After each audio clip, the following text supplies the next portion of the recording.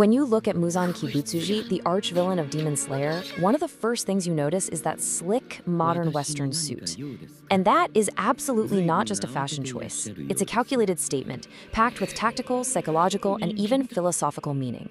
We're going to break down exactly what that suit is really all about. Here's how we're going to tackle this. We'll look at the suit as tactical urban camouflage, then dive into how it represents his rejection of his Heian-era past. We'll also see how it isolates him from other demons, acts as a symbol of modern power, and ultimately points to his fatal flaw. All right, let's start with the most practical reason. Before we get into all the deep symbolism, you have to understand that Muzan's suit is, first and foremost, a tool for survival. It's a brilliant, deliberate strategy he uses to thrive in the rapidly changing world of Taisho Era Japan. You see, the Taisho Era was a period of incredible change in Japan. On one hand, you had rural Japan, still steeped in tradition. This was Demon Slayer territory. But then you had the cities, and they were just exploding with Western architecture, electric lights, and massive crowds. For a predator like Muzan, this created the perfect place to hide, right out in the open. And this isn't just a theory. The official fanbook flat out says Muzan is highly intelligent and adaptable. So his disguise? It's not about ego. It's the result of 1,000 years of sharpening his survival instincts. He's a master of blending in, and the modern city is his ultimate sanctuary.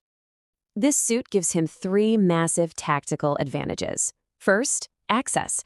It lets him slip into high society to fund his twisted research for the blue spider lily. Second, anonymity. In a bustling city like Asakusa, he's just another face in the crowd. And third, and maybe most importantly, invisibility.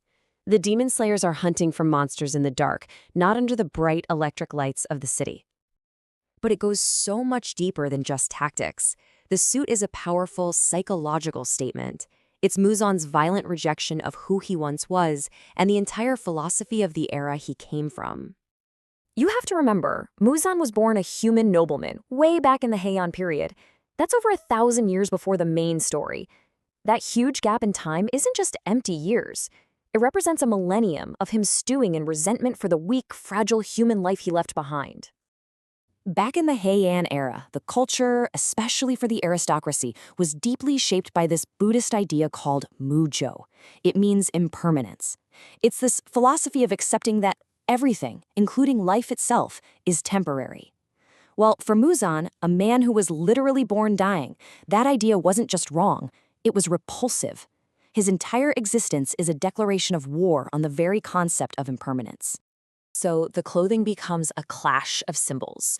The traditional kimono, to Muzan, that represents the decay and weakness he escaped.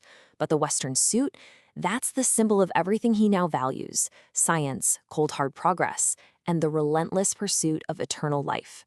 He doesn't see himself as a creature of folklore. He sees himself as a monster of modernity. What's also fascinating is how his choice of clothes sets him apart, creating this clear line in the sand between him and the very demons he's created. Just look at his top subordinates. They are completely trapped by their human pasts. Kokushibo, Upper Moon 1, still dresses and acts like the Sengoku-era warrior he once was. Akaza, Upper Moon 3, is still defined by his history as a martial artist from the Edo period. Muzan throws all of that away. This is the thing about Muzan. He has zero loyalty to his own roots. The other demons are tragic. They represent corrupted human history. But Muzan has completely shed that past. He is something new, an artificial monster who sees history itself as a weakness. And that suit, that's his uniform for cutting all those ties. So this brings us to our next point. The suit isn't just for hiding, it's for projecting power. It's about him commanding respect and manipulating this new, modern world he finds himself in. In Taisho Japan, a Western suit and fedora weren't common. They were expensive imports, powerful symbols of wealth and status. By tapping into the dandyism trend, Muzan immediately places himself at the very top of the social food chain. He's weaponizing how people see him. And this leads to that absolutely chilling paradox we see in Asakusa. When Tanjiro confronts him, the crowd doesn't see a monster. They see a well-dressed, respectable gentleman being bothered by a boy in traditional rural clothing.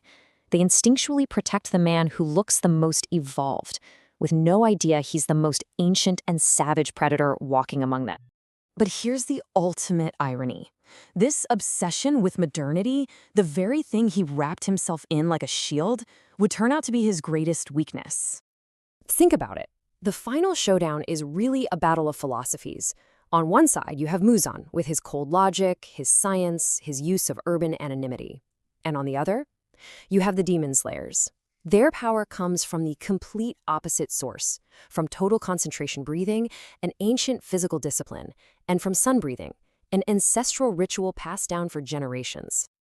Muzan built his entire existence on escaping the limits of his human past, but he could never outrun the fundamental forces of biology and tradition, perfectly symbolized by the sun.